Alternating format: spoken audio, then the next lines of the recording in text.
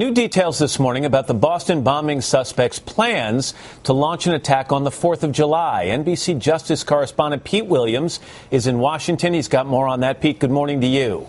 Matt, good morning. Officials say that this is the version given to them by Dzhokhar Tsarnaev. During the weekend, he was questioned by federal interrogators right after his arrest.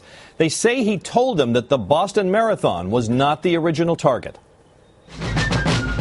Officials say Dzhokhar Tsarnaev claims that he and his brother initially discussed setting off their explosives somewhere in the Boston area during 4th of July celebrations.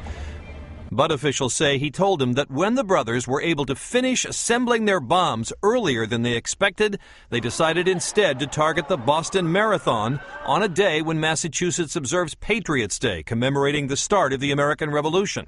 As for where the bombs were made, officials say he told them it was at the Cambridge apartment of his brother Tamerlan, who lived there with his wife and young daughter.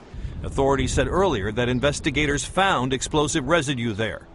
Officials also say that the analysis of DNA found on a piece of one of the pressure cookers used to make the bombs does not match DNA taken Monday from Tamerlan Tsarnaev's widow, Catherine Russell. But given that they now believe the bombs were made where she lived, they still have many questions for her.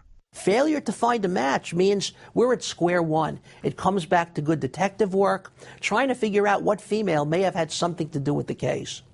Investigators have said the DNA could have come from an employee at the place where the pressure cookers were sold.